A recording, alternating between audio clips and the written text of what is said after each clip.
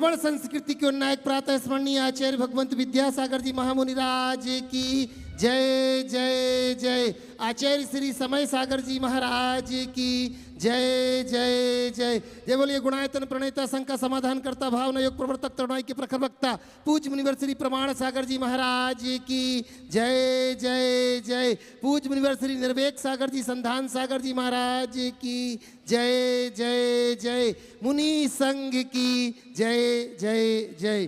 प्रिय बंधुओं, जिला विदिशा पंचकल्याण का विशाल प्रांगण में आयोजित देश के सर्वाधिक लोकप्रिय कार्यक्रम संघ का समाधान में यहाँ उपस्थित एवं देश विदेश से जुड़े उन सभी श्रद्धालुओं का जो कि पारस चैनल, जिनवाणी चैनल एवं प्रामाणिक ऐप के माध्यम से इस कार्यक्रम का सीधा प्रसारण देख सुन व आनंद ले रहे हैं, उन सभी का मैं समस्त नगरवासियों की ओर से हार्दिक हार्दिक अभिनंदन करता हूं।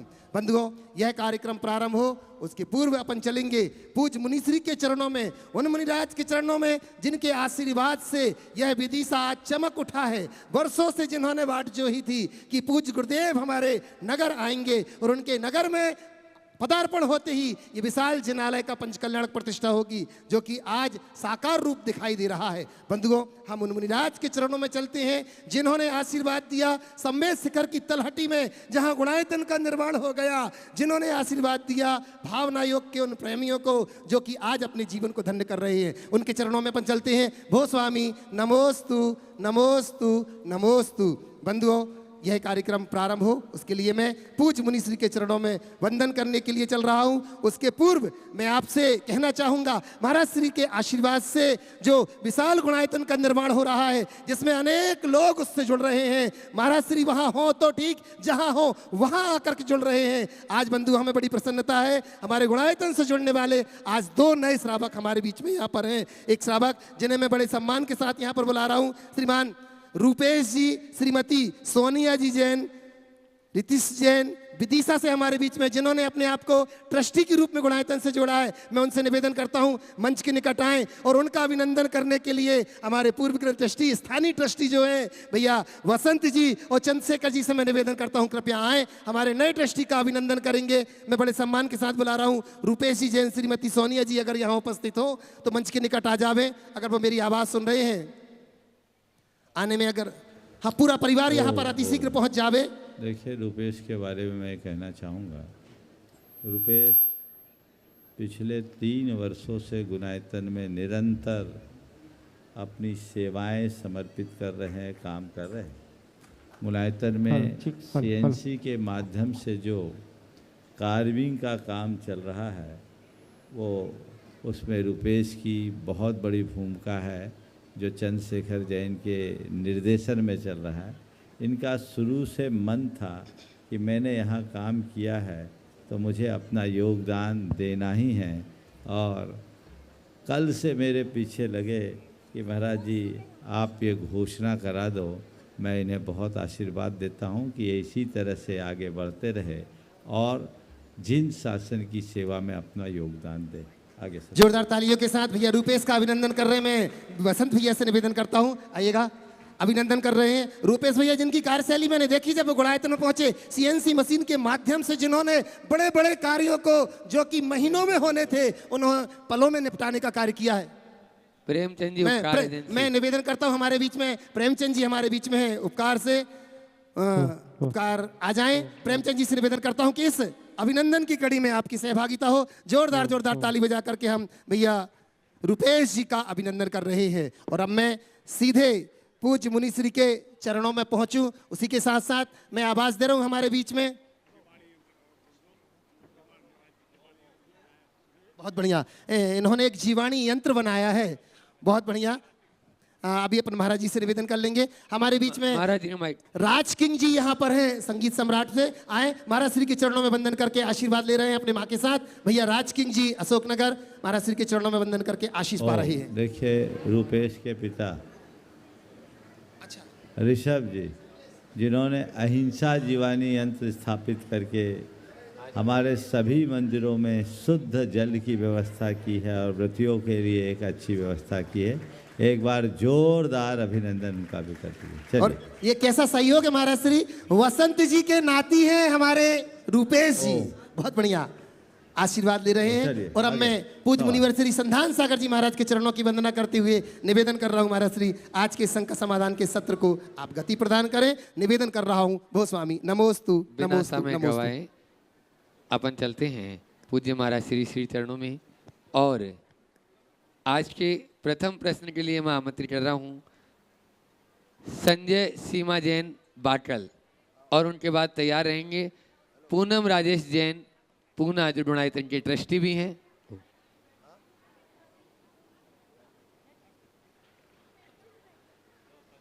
जल्दी संजय, यहीं ऊपर ही था ना, मंच पे ही है। भैया माइक ले ना।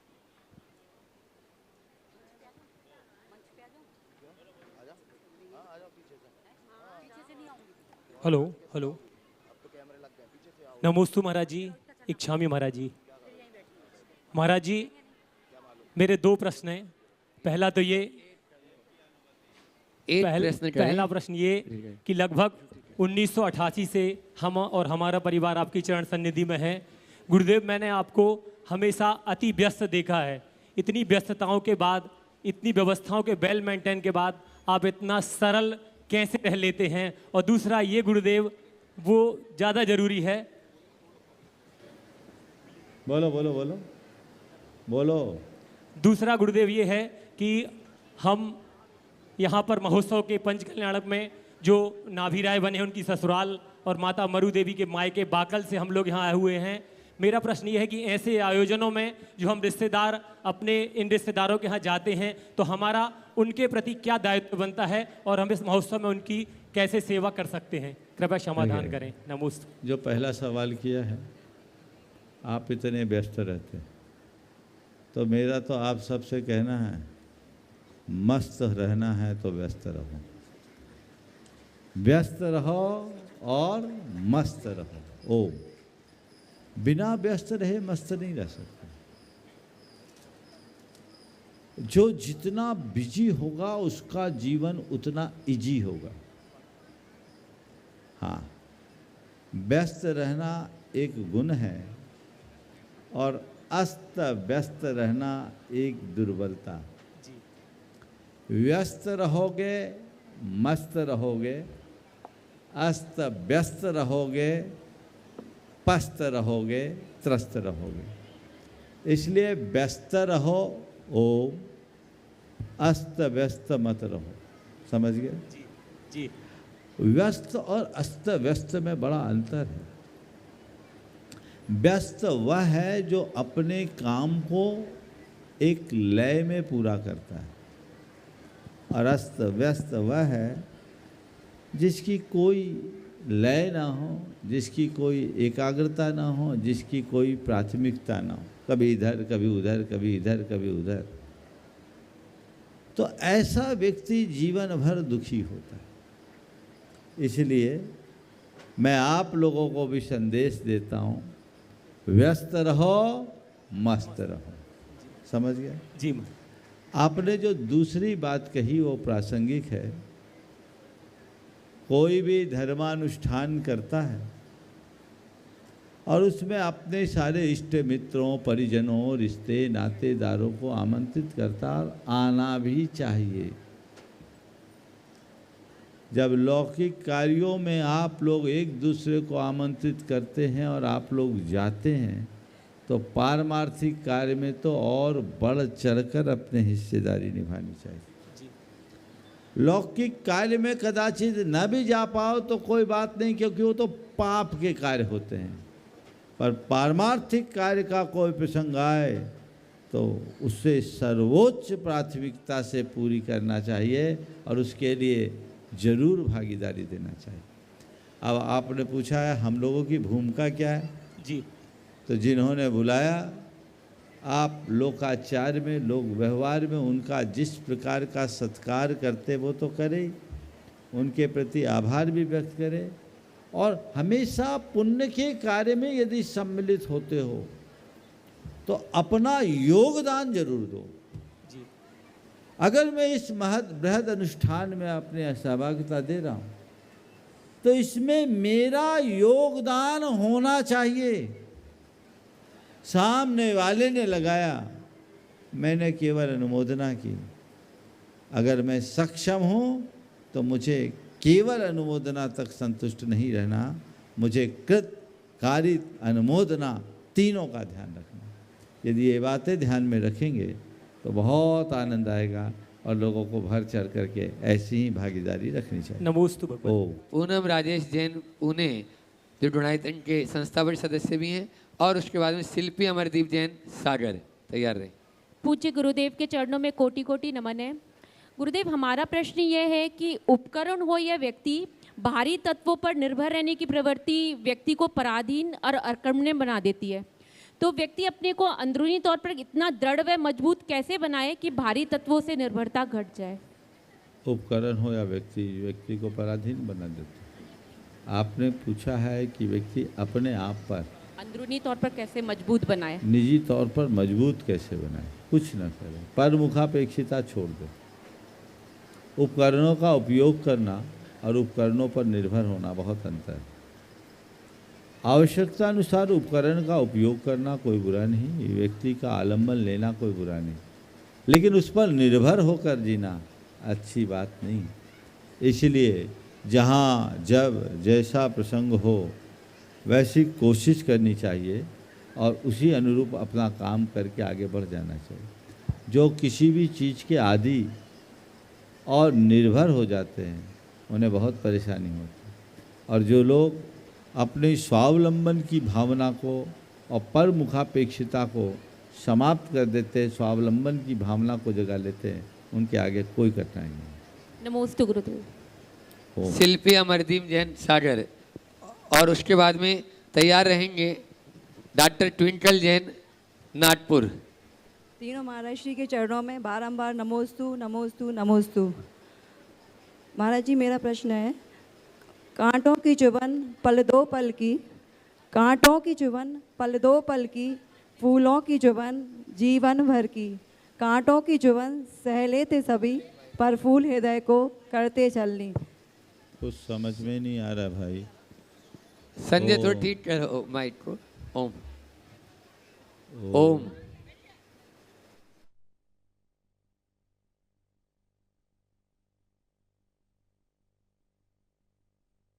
को थोड़ा सा माइक को पास में लेके बोले।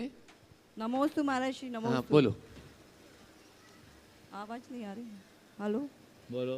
कांटों की चुभन पल दो पल की, फूलों की चुभन जीवन भर की, कांटों की चुभन सह लेते सभी, पर फूल हृदय को करते चलनी। तो महाराज जी, इस संघर्षमय जिंदगी में हम फूल बनकर रहे हैं कि कांटे बनकर रहे हैं?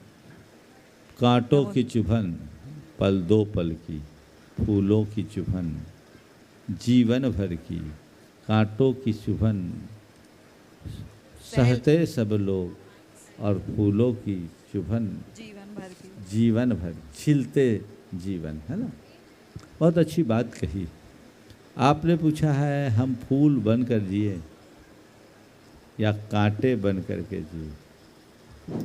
मैं कहता हूँ, मुझसे पूछो तो मैं ये कहूँगा कि अपने जीवन को फूल बना कर जियो, फूल बना कर जियो। और फूल बना कर जियो यानी मेरे संदर्भ में फूल बनो। कांटों के बीच खिले रहने का मादा रख कर जियो। कांटों से घिरे रहने के बाद भी फूल खिला रहता है। बस ऐसी स्थिति हमारे अंदर आ जाए तो फिर कोई चुभन जैसी बात ही उपस्थित नहीं होगी। कहाँ की चुभन? कोई चुभन नहीं। फिर दूसरी बात, कांटों की चुभन सहते सब लोग, फूलों की चुभन कांटों की चुभन सह लेते थे, पर फूल हृदय को करते छलनी। हाँ, फूल हृदय को करते छलनी।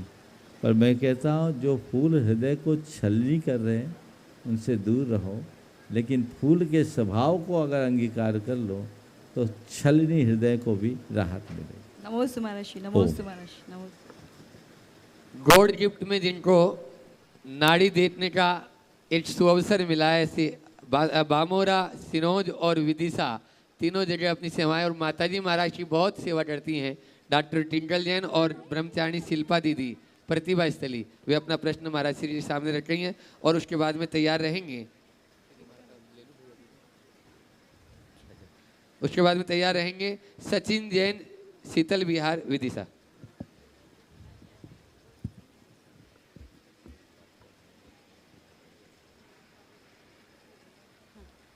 महाराज श्री के चरणों में अनंतानंत बार नमोस्तु। महाराज जी, मेरा प्रश्न ये है कि मैंने सुना है यहाँ पे बाल संस्कार शिविर लगना है ना, तो उसको अपन अविस्मरणीय कैसे बना सकते हैं और स्वर्ण प्राशन और भावना योग का हमारे जीवन में क्या महत्व है? नमोस्तु। देखिए, बाल संस्कार शिविर का कोई उपक्रम यहाँ अभी सामने नहीं। हाँ, ऐसी मुझे जानकारी अभी यहाँ आते समय मिली कि कल यहाँ जैन संस्कार महोत्सव आयोजित होना है। कल ही होना है ना? कल होना है ना? जैन संस्कार महोत्सव, जैन संस्कार महोत्सव। और ये जैन संस्कार महोत्सव भी अनायास हुआ। बहुत सारे बच्चे आकर के कहने लगे कि हमें अपना जैन संस्कार करना है। जन्म से जैन तो हर कोई बन जाता है, पर सच्चे अर्थों में जैनत्व तो तभी प्रतिष्ठित होता है जब वो कर्म से जैन बने। तो कल इस पंच कल्याणक के अवसर पर भगवान का जब जन्म कल्याणक मनाएंगे, आप सबके लिए एक अच्छा अवसर है। 8 साल और उससे अधिक 10-11 साल तक के बच्चे, ज़्यादा बड़े नहीं, इतने बच्चे 8 साल 9 साल 10 साल जितने बच्चे हों, कल वे सब यहाँ 3 बजे उपस्थित होंगे। उन सब को कर्म से जैन बनाया जाएगा। वे अपना नाम दे दे, सब यहाँ अपने घर से धोती दुपट्टा पहन कर आएंगे और अपने सिर का मुंडन करा के आएंगे ताकि उनको पूरी पावर मिल सके।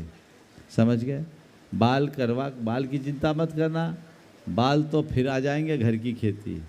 संस्कार बहुत दुर्लभता से मिलते हैं।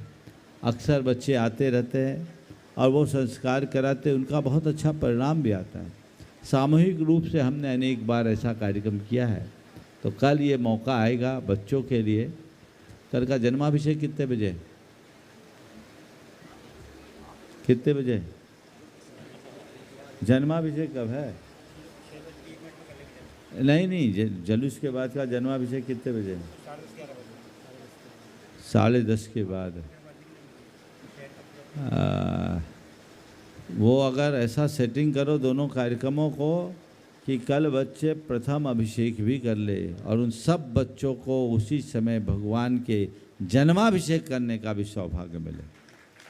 ये कार्यक्रम की जानकारी अभी भैया जी लोगों से बातचीत करके उसी अनुरूप कार्यक्रम की रूपरेखा बनाई जाएगी। चूँकि ये कार्यक्रम चलते चलते बना है, इसलिए मुझे भी जानकारी नहीं। मैंने कहा ठीक है, हालांकि पहले से हो जाता तो बहुत सुव्यवस्थित होता, पर अभी भी व्यवस्थित होगा।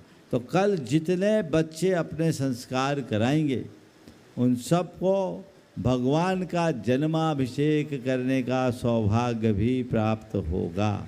यह उनके जीवन का प्रतिम क्षण होगा। जिनका पहले हो चुका उनको आने की ज़रूरत नहीं, जिनका नहीं हुआ वो बच्चे आएंगे। अपने परिवारों में अपने बच्चों को कहो, ये केवल बच्चों के लिए, अभी बच्चियों का प्रावधान नहीं। सुबह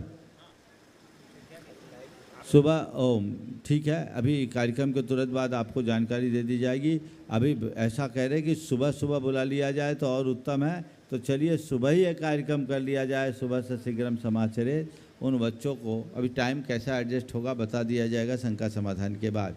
लेकिन आप लोग मानसिकता बनाइए और कल उन सब बच्चों को भगवान का जन्म कल्याणक महामहोत्सव में सहभागिता का सौभाग्य मिलेगा, उन्हें जन्माभिषेक का अवसर मिलेगा।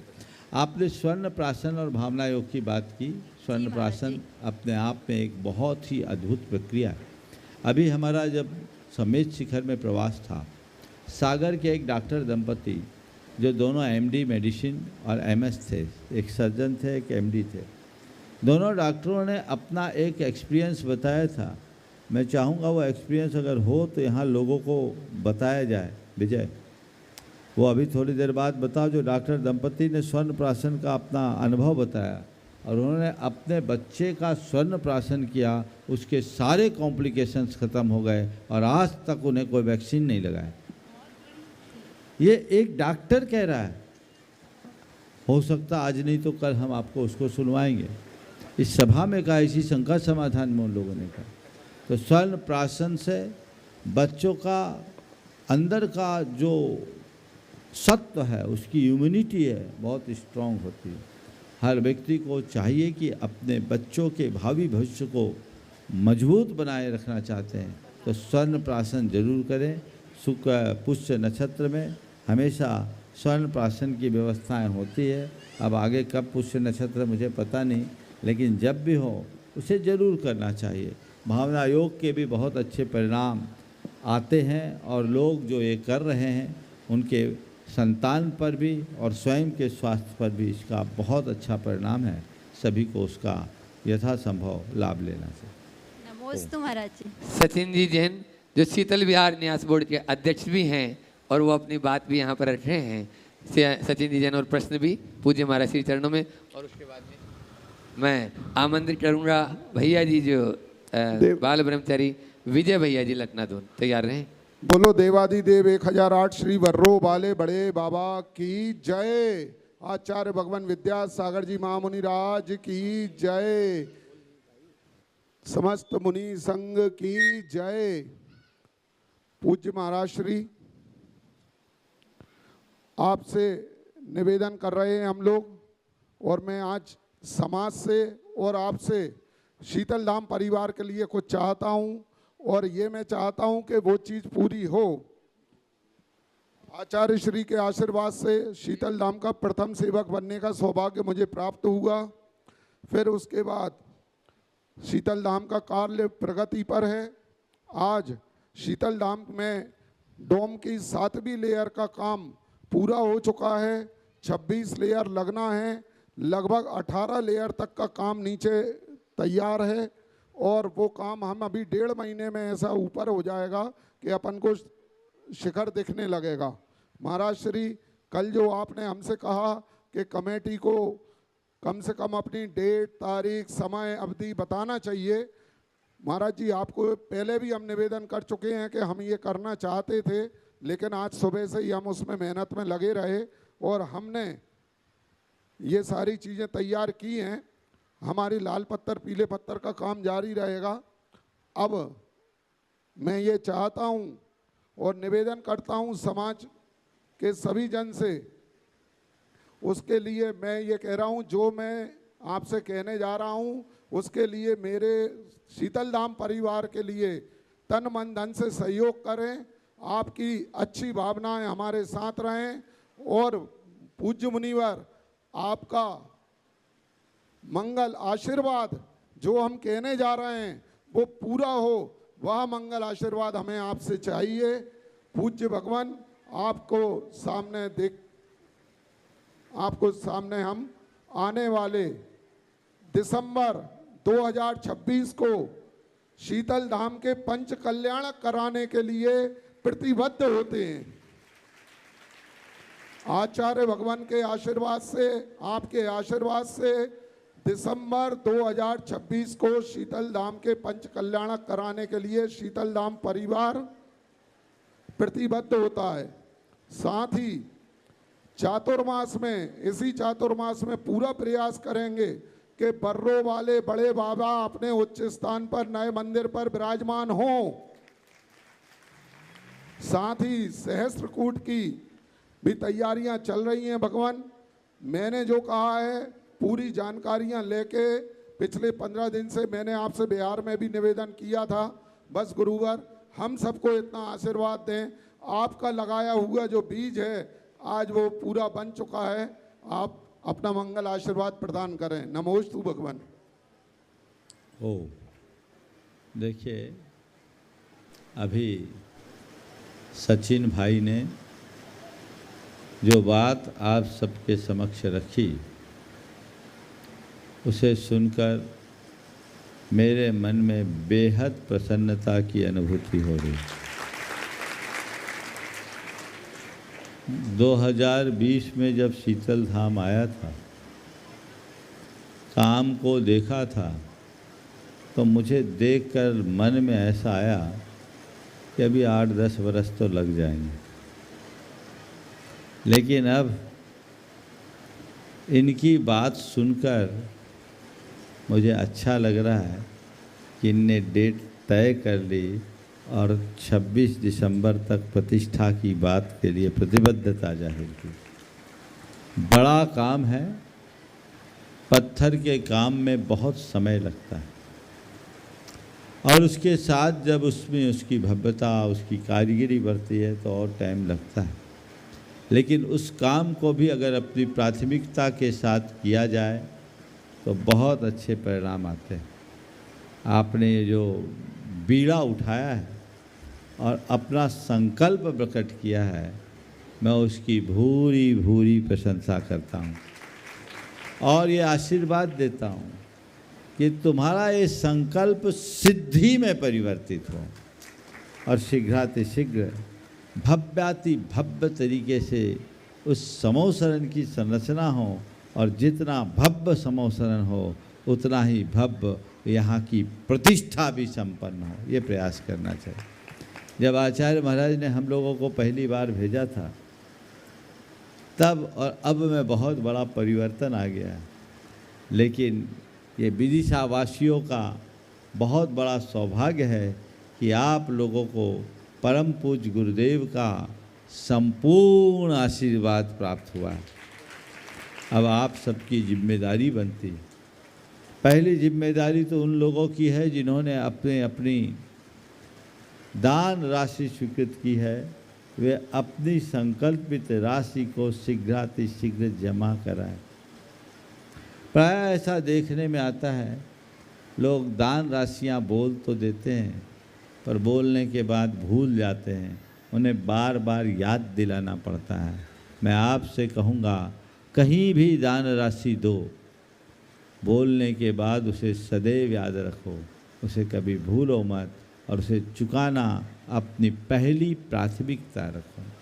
इसलिए वो प्रयास करना चाहिए। दूसरी बात, जो एक बार स्वीकृत राशि दे चुके वो दोबारा देने का मनोभाव जगाए।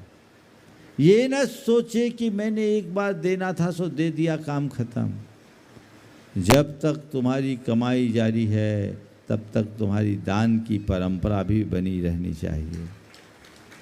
देते रहो, देने में कोई संकोच नहीं करो।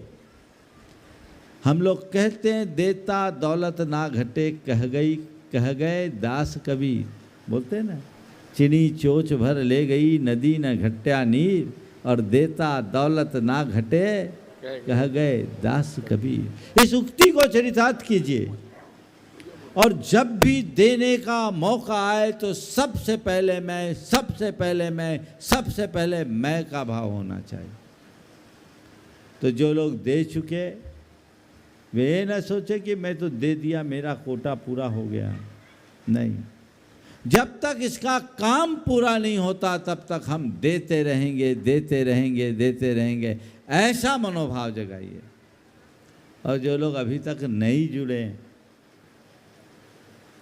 वे अपने आप को किसी न किसी रूप में जोड़ने की कोशिश करें, ताकि आने वाले कल में जब इस पूरे जिनालय का संपूर्ण निर्माण समोसरण की संरचना हो जाए और आप उसके दर्शन के लिए आए तो आपके मन में आ सके, इस समोसरण में मेरा भी कोई अंशदान हुआ है, मैंने भी कुछ किया है।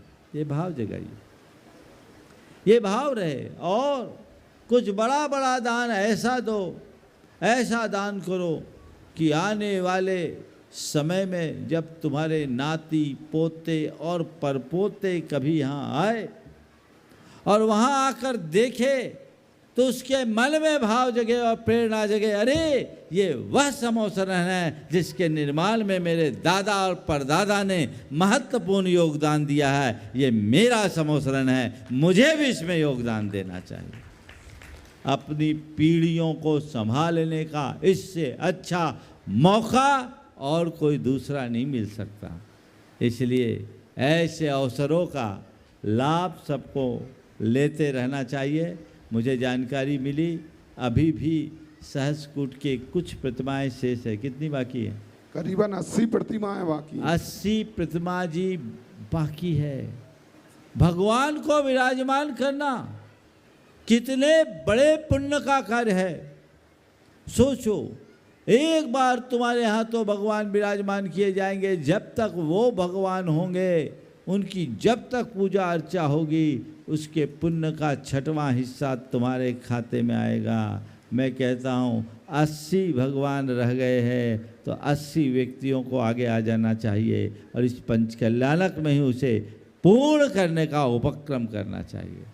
कोई परिवार न बचे जिसके द्वारा श्री जी को विराजमान करने का सुअवसर न मिला।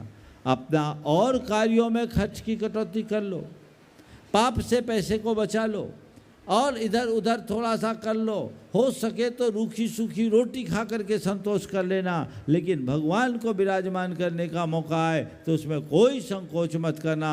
हम लोग तो उस परंपरा में पले बढ़े लोग हैं जिस परंपरा में सेठ साहूकारों ने भले मंदिर बनाया हो, लेकिन सेठ साहूकारों से भी चर्चित वो पीसनहारी हुई है जो चक्की पीस पीस करके मड़िया बनाई। हम उस परंपरा में जन्म लेने और जीने वाले लोग हैं जहाँ खुद रूखी रोटी खाकर भगवान के आगे घी की ज्योत जलाने की परंपरा है, तो उस परंपरा में है। तो ये मौका आप सबको है, उसके लिए आपको अपना योगदान देना चाहिए, बढ़ चढ़ करके देना चाहिए।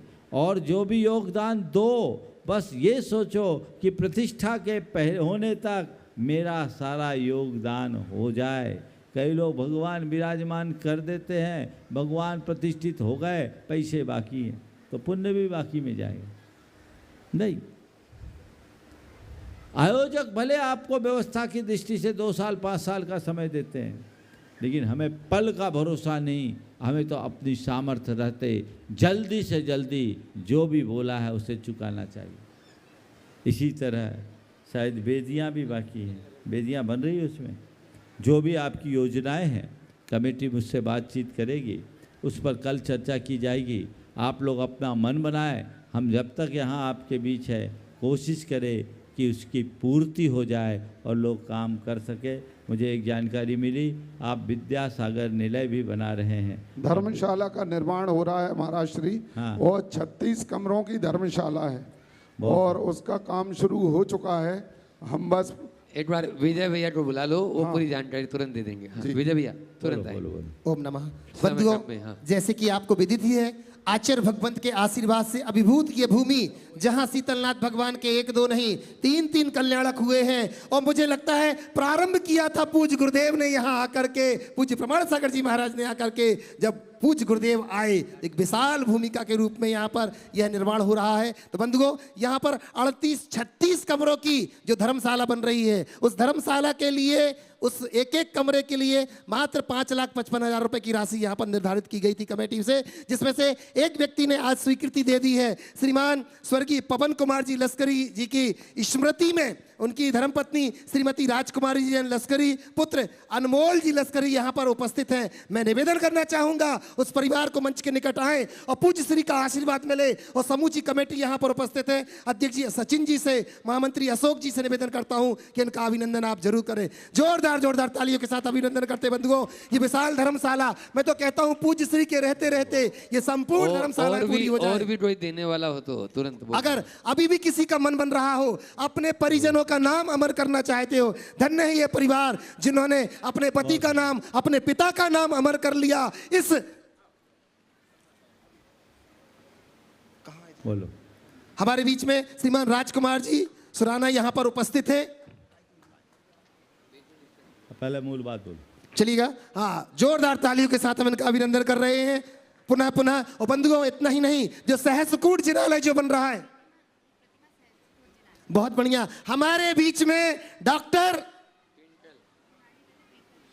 नाड़ीबेट ट्विंकल दीदी यहाँ पर उपस्थित है। उनका मन बन रहा है कि एक प्रतिमा सहस्त्रकूट में हमारी ओर से विराजमान की जाए। तो जोरदार ताली बजा करके हम पहले ट्विंकल दीदी का अभिनंदन करते हैं। उनके परिवार से जो भी यहाँ पर हो आए, और मैं भाभी जी से निवेदन करता हूँ उनका अभिनंदन करेंगे। भावना योग भी ये जो है बामोरा में हमेशा कराती रहती है। और सहस्त्रकूट में एक प्रतिमा भगवान जी, बेदी, छत्र चमर सबकी स्वीकृति एक परिवार ने और दे दी। बंधु यहाँ पर श्रीमती लक्ष्मीबाई जैन, स्वर्गीय श्री कुंदीलाल जी जैन, श्रीमती सुषमा जी जैन, सुनील जी जैन, अमन जैन हमारे बीच में यहाँ पर है। मैं निवेदन करता हूँ वो परिवार भी यहाँ है जिन्होंने 5,51,000 रुपए की राशि के माध्यम से यह स्वीकृति वेदी, छत्र चमर, भामंडल, संपूर्ण वेदी और प्रतिमा का स्वीकृति दी है। मैं निवेदन करता हूँ, और जिसके प्रेरणा स्रोत रहे हैं हमारे बीच में अशोक जी जैन है जो कि उनको लेकर के आ रहे हैं। जोरदार ताली बजा करके अभिनंदन करते हैं। अशोक जी से निवेदन करता हूं कि मां का अभिनंदन, आपका पूरा परिवार मिलकर के यहाँ पर, मैं सचिन जी से निवेदन करता हूं और अशोक जी से निवेदन करता हूं कि इनका अभिनंदन होवे। साथ ही हमारी बहन यहाँ पर उपस्थित है जिन्होंने एक प्रतिमा के लिए अपना मन बनाया। अभी भी सामने अगर कोई बैठा हो, किसी का मन बन रहा हो कि हमारी ओर से एक प्रतिमा हम विराजमान करें, तो कल का भरोसा मत करना, ना पल का भरोसा करना। आज ही अपना मन बना करके पूज्य श्री से आशीर्वाद ले लें। और कमरे के लिए भी अगर किसी की भावना हो रही हो तो एक कमरे में अपने नाम लिखा सकते हैं आप। अभी भी किसी का मन हो, सारी देश दुनिया एक साथ आपको देख रही है। यहाँ पर 140 देश एक साथ देख रहे हैं आपको, पारस चैनल, जनवाड़ी चैनल एवं प्रामाणिक ऐप के माध्यम से। कि धन्य है वो परिवार, पूरी देश दुनिया देख रही है कि ऐसे परिवार यहाँ पर उपस्थित हैं जो कि धर्म के लिए अग्रणी हो जाते हैं। चलो, ओ बहुत सुंदर। जिन लोगों ने भी अपनी भावना जगाई है वे सभी बहुत प्रशंसनीय कार्य कर रहे हैं। उनकी भावनाओं का सभी को अभिनंदन करना चाहिए। बहुत बहुत आशीर्वाद। और आगे हम संघ का समाधान के क्रम को आगे बढ़ाएं। महाराज से आगे बढ़ाएं। किसी और की अगर भावना हो रही हो तो वो हमारी कमेटी से संपर्क करके अपनी भावनाओं को हम तक प्रेषित करें, जिससे कि हम आपकी भावनाओं को जन जन तक पहुंचा सके। डॉक्टर दिनेश जी जैन जो डुनाइतन की ट्रस्टी है विदिशा, आ जाएं और वे अपना प्रश्न पूज्य महाराज श्री चरणों में रखेंगे। उसके बाद तैयार रहेगी महिला महासमिति विदिशा, यहाँ की जो महिला महासमिति विदिशा, 8 प्रश्न वो अपनी ओर से यहाँ पर पूज्य महाराज श्री चरणों में रखेंगे। ओ डॉक्टर दिनेश है, चलिए। तब तक संगीतकार, अपने सुप्रसिद्ध संगीतकार राज सिंह यहाँ पर उपस्थित हैं, अपने मंच पर बैठे हुए हैं।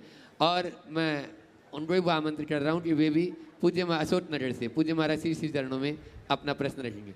महिला महासमिति 8 प्रश्न, जल्दी। हाँ बोलो, शुरू करो। त्रय मुनिराजों के चरणों में नमोस्तु नमोस्तु नमोस्तु, छुल्लक जी के चरणों में इच्छामी इच्छामी इच्छामी। महाराज श्री, हम सभी की बहनों की ये संख्या रहती है, कई बार ऐसे समस्या हम लोगों के सामने आ जाती है कि घर का काम और मंडल का काम एक साथ आ जाता है, तो उसमें हमें किस कार्य को प्राथमिकता देनी चाहिए। और दूसरा महाराज जी ये प्रश्न है कि हम लोग उलझनों में उलझे रहते, नहीं इसी महासमिति से संबंध, हम लोग उलझनों में रहते हैं कि पद पर रहकर ऐसा क्या करें या जिससे किसी को बुरा ना लगे, हमारे कार्यों से किसी के दिल ना दुखे, उसमें भी हम लोगों को हिंसा लगती है महाराज जी, तो पद प्रदर्शित करें। देखिए, आपका पहला सवाल, घर का काम और मंडल का काम दोनों एक साथ आ जाए तो हमें क्या करना चाहिए। मैं आपसे पूछता हूँ, किसी दिन आपको घर से बाहर जाना होता है और पूरे दिन घर से बाहर रहना होता है, उस दिन आप बाहर जाते हैं कि नहीं जाते? जी महाराज जी, जाते हैं। उस दिन घर का काम क्या करती हो? किसके भरोसे छोड़ते हो? जरूरी काम कर जाते हैं महाराज श्री, और बाकी घर परिवार का पूरा सपोर्ट रहता है महाराज। रहता ना। चलिए, आपका तो घर परिवार, जिनका घर परिवार नहीं है वो क्या करते हैं?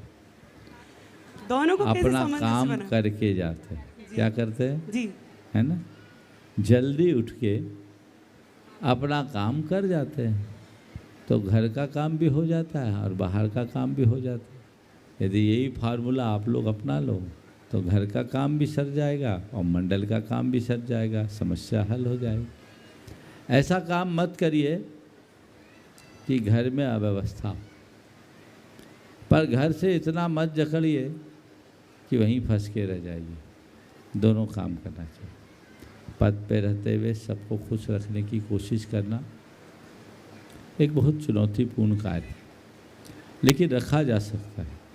यदि हम अच्छी सोच लेकर चले, हमारी सोच सकारात्मक हो, हम एक दूसरे को प्रेरणा और प्रोत्साहन देने में हमेशा लगे, प्रेरित करें, प्रोत्साहित करें, तो हमारी प्रेरणा और प्रोत्साहन से उनमें बहुत बड़ा बदलाव आता है और वही बदलाव उनके जीवन में एक स्थायी उपलब्धि देता है। हम औरों को सहयोग दें, प्रोत्साहन दें, प्रशंसा करें, गुणों की कदर करें तो सब खुश रहें। नमोस्तु महाराज जी, नमोस्तु नमोस्तु। संगीतकार राजकिंद अशोकनगर और उसके बाद में नीतू। संगीतकार ही नहीं है, प्रतिष्ठाचार्य है। हाँ, प्रतिष्ठाचार्य है। हाँ, प्रतिष्ठाचार्य है। राज किंग जो है अपने बीच में है। हाँ, माइक को तो बोले आचार्य भगवान श्री विद्यासागर जी महाराज की। आप लोग जय बोलने में ऐसे संकोच कर रहे हैं जैसे भूल गए हैं। एक बार दोनों हाथ उठाकर जयकारा लगाएं। आचार्य भगवान विद्यासागर जी महाराज की। जल्दी सवाल कर लो भैया। मुनिश्री प्रमाण सागर जी महाराज की। सवाल कुछ भी नहीं महाराज जी, आपकी जैन तत्व विद्या का पाठ करके हमारी सारी शंकाओं का समाधान हो जाता है। सबसे पहले तो धन्यवाद उन्हें देना चाहता हूँ, विदिशा नगर के वे लोग जिन्हें दमोह, सागर और जबलपुर जैसी बड़ी बड़ी नगरी छोड़कर इतनी भीषण गर्मी में 5 साधु 6 साधु इस तरह से आपकी नगरी में आए। आपकी विदिशा नगरी अभी सिर्फ विदिशा थी, इनके आने से अब वो विशिष्ट दिशा रूप नगरी हो गई है, जो कभी इसका इतिहास बदलने वाला नहीं है। मेरा निवेदन महाराज जी सिर्फ इतना सा है, मुझे अभी अभी किसी ने बताया कि ये पंचकल्याणक एक ही व्यक्ति अपने सद्भाव से करा रहे हैं। मैं विगत 4 वर्षों से शिखर जी आदि अनेक स्थानों में जाकर महाराज जी से निवेदन कर रहा हूँ कि अशोकनगर में मैं पैतृक भूमि पर जो मंदिर निर्माण का कार्य करा रहा हूँ, लगातार वो कार्य चलता जा रहा है। वहाँ आपके चरण शबरी की तरह मेरा इंतज़ार कब खत्म होगा और आप प्रभु राम की तरह वहाँ कब पधारेंगे। उस मंदिर की अध्यक्षा मेरी माँ श्रीमती कृष्णा जी यहाँ आई हैं, वे भी आपकी परम भक्तिन है। शंका समाधान का कार्यक्रम मैं 365 दिन में से शायद 5 या 10 बार ही देखता हूँ, पर ये दिन भर में 8 और 10 घंटे लगातार आपका शंका समाधान ही देखती रहती। तो इनका विशेष निवेदन है कि वहाँ आपके चरण पड़ें और समस्त मुनिराजों के चरण सानिध्य में वहाँ का पंचकल्याणक भी 2025 में संपूर्ण हो। आशीर्वाद मिले महाराज जी। नमोस्तु महाराज जी। बहुत बहुत उत्तम भाव है और ये बहुत ही प्रशंसनीय कार्य है कि एक प्रतिष्ठाचार्य के रूप में काम करने के बाद भी इन्होंने अपने एक कीमती भूखंड पर भव्य जिनालय के निर्माण का संकल्प लिया। न केवल संकल्प लिया, उसे साकार कर रहे हैं। आपने उसकी प्रतिष्ठा का भाव प्रकट किया है। भावना भाइये, जल्दी आपका काम पूरा हो और जैसी आप भावना भाते हैं उसी के अनुरूप उसकी प्रतिष्ठा। नमोस्तु महाराज जी। नमोस्तु हो। नीतू अंकित जैन विदिशा, वे तैयार हैं। डॉक्टर साहब आ गए हो तो वे भी आ जाएं मंच पर। डॉक्टर दिनेश जी जैन गुणायतन जी ट्रस्टी हैं। जब तक माइक पहुंच रहा है तब तक आपको बता दूं बंधुओं, पूज्य महाराज श्री जी के चरण जहां पढ़ते हैं वो तो पावन हो ही गए।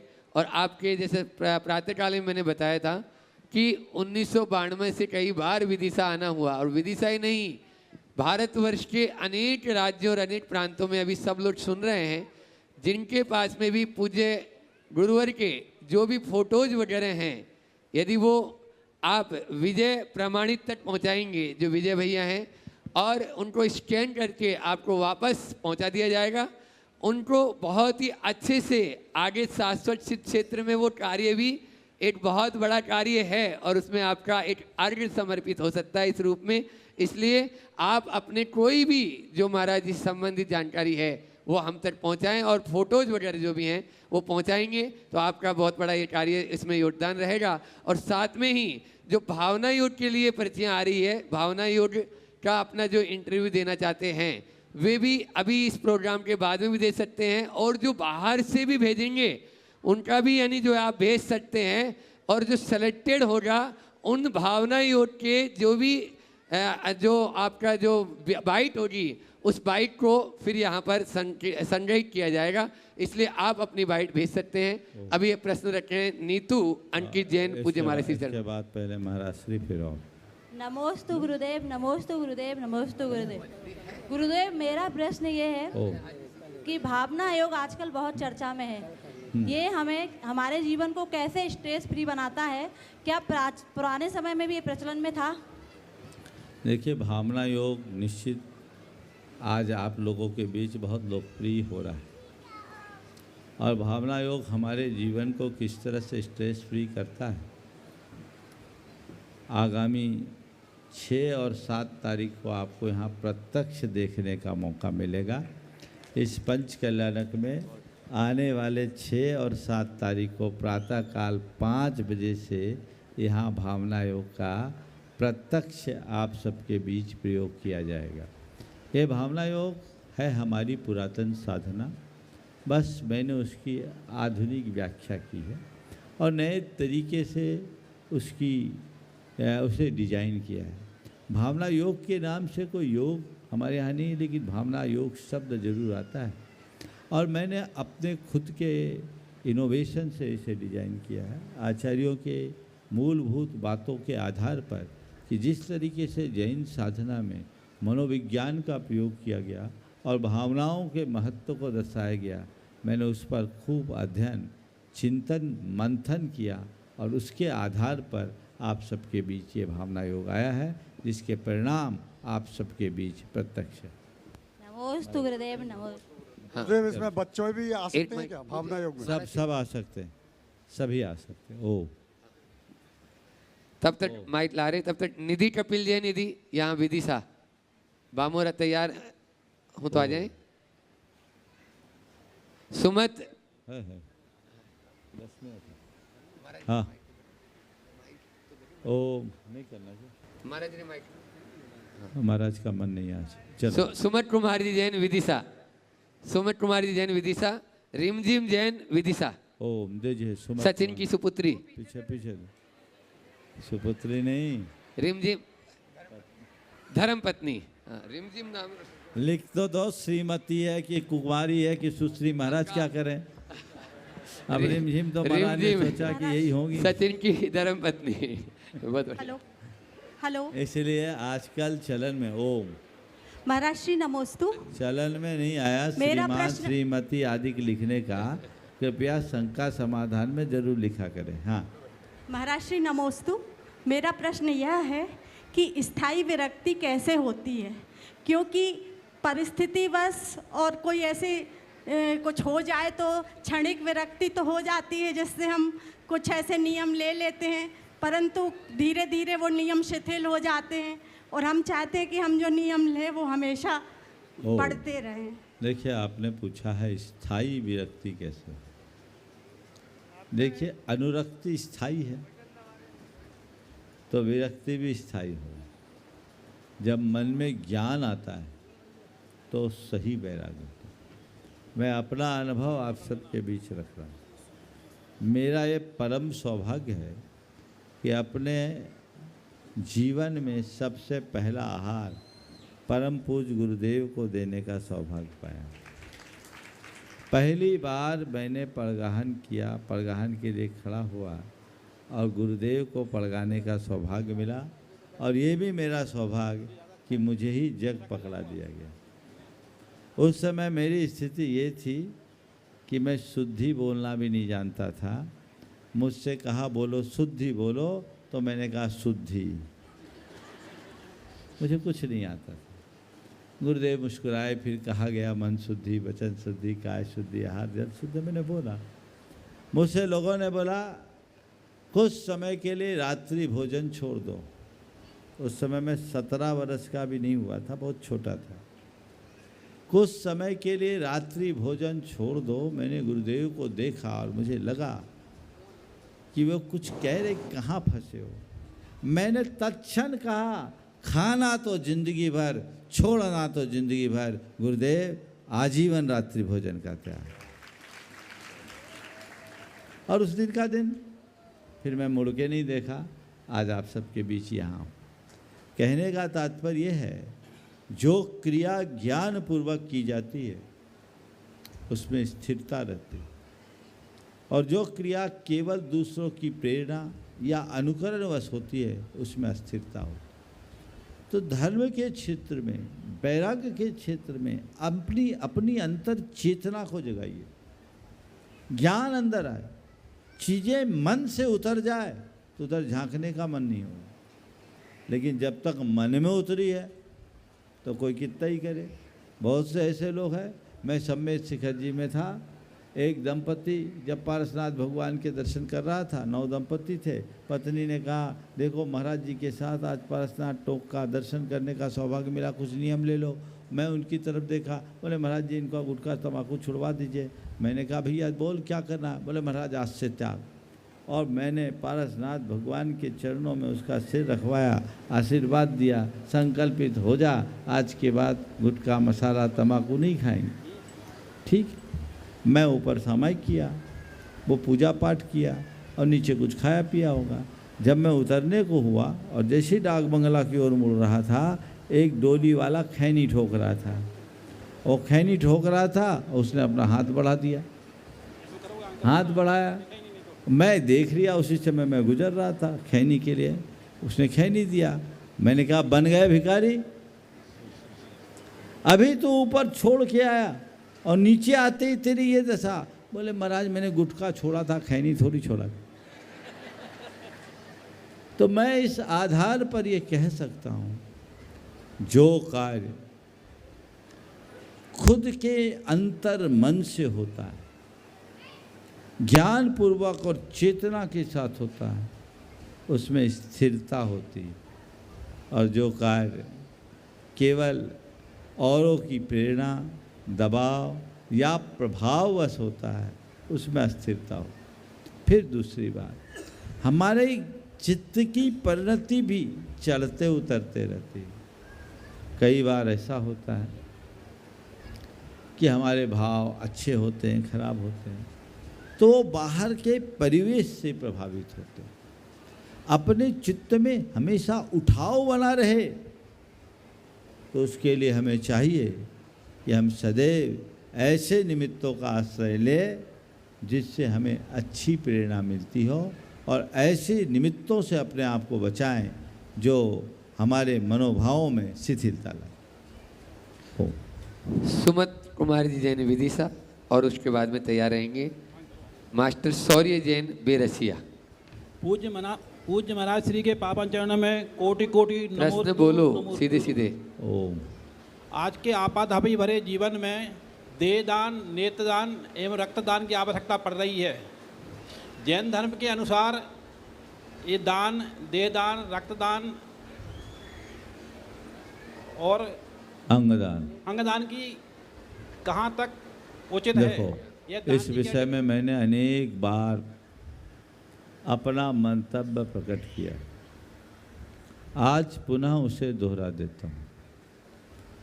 हमें हर कार्य को धर्म अधर्म की नज़र से नहीं देखना चाहिए। कुछ कार्य ऐसे हैं जो मानवीय संवेदनाओं से जुड़े हैं, और जो कार्य मानवीय संवेदना से जुड़े हो उसे पुण्य पाप धर्म अधर्म से ऊपर उठ करके करना चाहिए, और इसे अपना परम कर्तव्य मानना है। ये मानवीय संवेदना का सवाल है। इसमें दिमाग लगाना अपनी बुद्धि का दुरुपयोग करना है। हमारे लिए बहुत सारी चीज़ें, बहुत सारे लोग हैं जो इन सब चीज़ों पर अपना अलग मंतव्य प्रकट करते, निषेध भी करते हैं। लेकिन अगर हमें किसी के जीवन की रक्षा होते दिख रही तो इसका निषेध करना धर्मानुकूल तो नहीं हो सकता। मानता हूँ हमारे शास्त्रों में इन सब चीज़ों के बारे में अस्पष्टता है, लेकिन हमें ये भी मान करके चलना चाहिए कि जिस समय हमारे शास्त्र लिखे गए थे उस समय आज जैसी तकनीक भी नहीं थी। आप इसे दान लोक व्यवहार में मानो, दान हो या ना हो, पर ये एक व्यक्ति के जीवन के लिए बहुत बड़ा योगदान है। इसका संबंध मानवीय संवेदना से है। इसलिए जिस कार्य का संबंध मानवीय संवेदनाओं से हो उसके लिए बिल्कुल भी सोचने की ज़रूरत नहीं है। और जैसा अभी बताया गया, आज मुझे पुनः सूचना दी गई क्योंकि कुंडलपुर में आगामी 6 तारीख से 11 तारीख तक वेदी प्रतिष्ठा सहस्त्रकूट में बिंब स्थापना और कलशारोहण का भव्य आयोजन सकल संघ के सानिध्य में है। आप सब उसमें अपनी भागीदारी सुनिश्चित करके पुण्य लाभ ले। बोलिए अहिंसा परमो धर्म की